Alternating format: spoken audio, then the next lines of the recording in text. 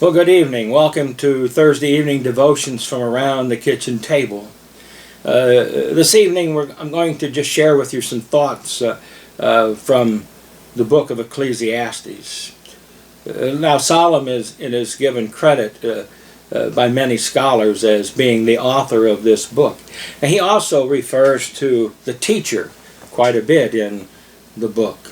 So many think that Solomon and the teacher are the same person, but he also refers to a man by the name of Koheleth, and some say that Koheleth means teacher. And they say that Solomon and the teacher are one in the same. The book of Ecclesiastes explores life under the sun, as Solomon refers to it, under the sun. Life under the sun, life without God, and it exposes the ultimate bankruptcy, if you will, of trying to find meaning and happiness and security and significance apart from God being in your life. The book is rather depressing, or certainly it can be, but it can also open your eyes. It's supposed to be depressing as well. That's why it's in the canon, and it's intended to drive us to despair about our way of thinking, and to cause us to cry out, is this it? Is this really it? Is this all there is? Now, Ecclesiastes doesn't give us answers. The whole book is intended to help us find freedom by realizing that life without God is meaningless. That if you and I ever hope to find true, long-lasting happiness and meaning to life, it's going to have to come from above the sun, outside of my own experience, from beyond the facilities of this world. It has to come from the divine. The question to be answered is, what does the teacher want us to see in Ecclesiastes? The answer is, we were not made to be alone. We weren't made to be apart from God. You don't thrive when you're alone or without God in your life. You're not as safe when you're alone. You're not as comfortable when you're alone. You're not as happy when you're not alone. But your sinful, selfish, fallen nature, competing to be better than everyone else, drives others away from you, so that without grace,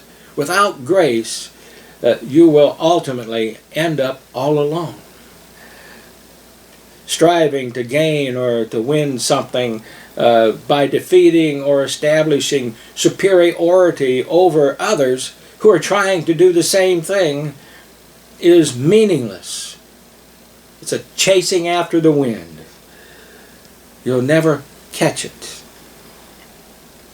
Healthy competition among individual workers and rival companies and so forth can be very good, because it leads to world-changing discoveries, increased productivity, better things all the way around, greater technology. Those things can be very good, but unbridled, unrestricted rivalry, however, leads to destruction, imprisonment, and even murder when winning becomes everything in life. Winning becomes everything. Life is meaningless without God at the center of your life. Only in Christ can you find abundant life and a life with meaning. Truly a life with meaning. Those who are wise in their own eyes will someday come to the realization that death is the great equalizer. You know, when I stand at the grave of someone, I wonder what that person was like in life. You know, sometimes the dates take you clear back to the days of the Revolutionary War and the founding of the country. But I wonder, was that person wise or foolish, rich or poor, big or small, healthy or sickly? You can't tell. You can't tell by looking at the grave. You can't tell when the sod covers those remains over what that person was like. Only God knows. Now, at times I felt so high myself that I felt like my feet were on the mountaintop. And I realized that this moment too will pass. Good or bad, this moment will pass. Everything in this world is only temporary. The only thing that lasts for eternity is your faith in Christ. Comparing yourself to one another to build your self-esteem is a dangerous thing, because it will never last. It'll let you down. And you'll never ever be good enough in your own sight. And you'll always question yourself, and you'll always wonder why you're not good enough. That's dangerous. Hoarding and collecting possessions is another thing that's not good. The more possessions one has, the more you want. And you're never satisfied. And you want more and more and more. You already have more than anybody that lives around you, but you devise ways and schemes to obtain even more. The teacher of Ecclesiastes says, it's foolishness. It's a chasing after the wind, because it'll never bring you the happiness that you hope to have. Let me share with you from Ecclesiastes chapter 2, verses 15 through 26. The author writes, "Then I said to myself, the fate of the fool will overtake me also. What do I gain by being wise? I said to myself, this too is meaningless. For the wise, like the fool, will not long be remembered. The days have already come when both have been forgotten. And like the fool, the wise too must die. So I hated life, because the work that is done under the sun was grievous to me. All of it is meaningless, a chasing after the wind. I hated all things I had toiled for under the sun, because I must leave them to one who comes after me. And who knows whether that person will be wise or foolish. And yet they will have control over all the fruit of my toil, the fruit of my labor, over which I sweat and shed blood over to gain, which I poured out my effort and skill under the sun. This too is meaningless. So my heart began to despair over my toilsome labor under the sun. For a person may labor with wisdom, knowledge, and skill, and then they must leave all they own to another who has not toiled for it. This too is meaningless. It's a great misfortune.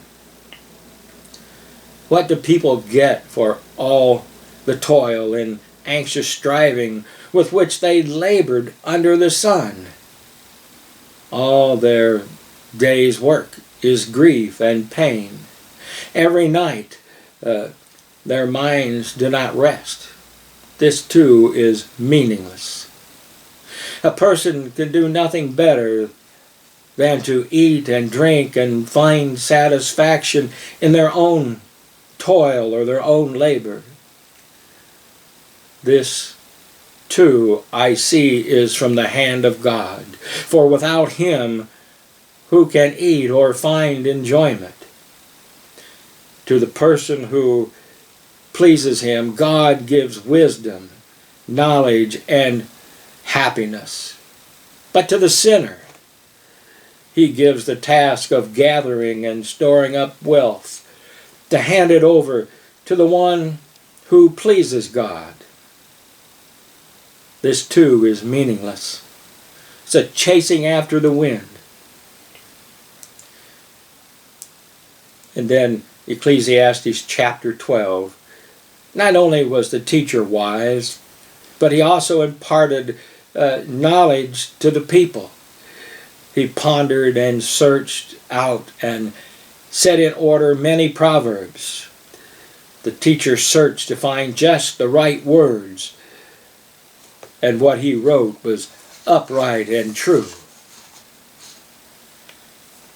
The words of the wise are like goads or cattle prods.